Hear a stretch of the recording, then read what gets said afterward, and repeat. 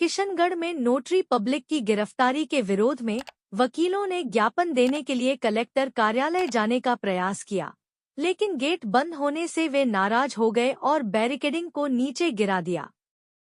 इसके बाद पुलिस ने वाटर कैनन का उपयोग किया, जिससे वकील और अधिक आक्रोशित हो गए और उन्होंने रास्ता जाम कर दिया। वकीलों के प्रतिनिधि से डीएम सिटी गजेंद्र सिंह राठौड़ ने बात की और ज्ञापन लिया, जिसके बाद वकीलों का गुस्सा शांत हुआ।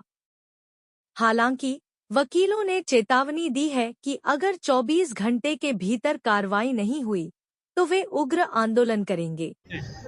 जिस प्रकार से जो हमारे आज जिला बार एसोसिएशन अजमेर और समस्त हमारी जो बारों के अध्यक्ष किशनगढ़, ब्यावर, हमारे केकड़ी और सारे जो वरिष्ठ अधिवक्ताओं के साथ में जो शांतिपूर्ण तरीके से हम पुलिस अधीक्षक महोदय को और जिला कलेक्टर महोदय को ज्ञापन देने वहाँ कलेक्टेड गए थे, लेकिन इनकी जो पूर्व प्लानिंग और तैयारी जिस प्रकार से जो अपराधियों के साथ सलूक करते हैं उस प्रकार से जो इन्होंने वहाँ पुलिस के डंडे वगैरह लेकर के और जो वाटर कैनन से जो हमला किया, जिस प्रकार से हम सब लोगों के जो मोबाइल वगैरह सारे जो गीले हो गए और इस प्रकार इन्होंने जो आज अधिवक्ताओं के साथ जो विद्वान अधिवक्ता साथी शांतिपूर्ण तरीके से जिला कलेक्टर और एसपी साहब को ज्ञापन देके और जो हमारी मांगे थी कि जिस प्रकार जो सुनारिया जी को इन्होंने जो गैर और नाजायज़ रूप से जो उनको अरेस्ट किया था उनके खिलाफ में कानूनी कार्रवाई करें, उनको जो निलंबित करें। उसके अलावा इस प्रकरण की उच्च अधिकारी से जांच करवावे और एक ऐसी गाइडलाइन जारी करे पुलिस अधीक्षक महोदय ताकि किसी भी वकील को पहले किसी प्रकरण में पूछताछ के पहले वहाँ के बार अध्यक्ष को सूचना देवे।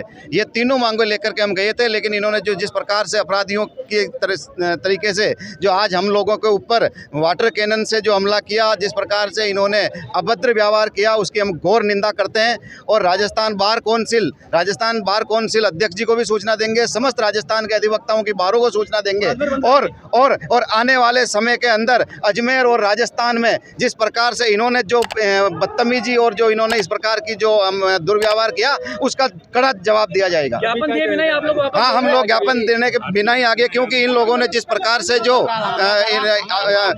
इन लोगों ने जो पूर्व प्लानिंग के साथ में अपराधियों की तरह जो इन्होंने व्यवहार किया उसको लेकर के और कड़ा आक्रोश है अधिवक्ताओं में। अधिवक्ता इस बात को लेकर के गहरी नाराजगी है और हम इसकी निंदा करते हैं। और पुलिस का हमला है वकीलों के ऊपर और आगामी हम सब लोग बैठ करके और पूरी तरीके से पूरे राजस्थान के अधिवक्ताओं को और बारों को सब लोगों को सूचित करके और इनका कड़ा जवाब दिया जाएगा। रुपेश जी ने उनके साथी अधिवक्ता के साथ जो सीआई भीम सिंह काला द्वारा जो अभद्र व्यवहार कर रहे असंवैधानिक कार्रवाई करते हुए जो गिरफ्तारी की गई थी, उसके समर्थन में राजस्थान राजस्व बार से समर्थन मांगा था और सिविल बार और सारे जो है ब्यावर, नसीराबाद और सारे पदाधिकारियों की सामूहिक रूप से आम सभा हुई और उसमें निर्णय लिया है कि 3 सूत्री मांगों का ज्ञापन कलेक्टर साहब और एसपी साहब को दिया जाए। उसके तहत प्री प्लानिंग से इन्होंने वाटर कैनन और वहाँ पुलिस फोर्स को तैनात करते हुए और ज्ञापन दिए बिना ही लौटा दिया और अभद्र व्यवहार किया और वाटर कैनन से प्रहार किया, जिससे 2-3 एडवोकेट चोटिल हो गए हैं और उनका व्यवहार जो है अभूतपूर्ण रहा है। इसलिए हम बार कौंसिल और राजस्थान के सभी जिला बारों से समर्थन मांगते हुए और इसका आगे चरणबद्ध तरीके से इसका विरोध करेंगे और चरणबद्ध तरीके से जो है हमारा आंदोलन करेंगे।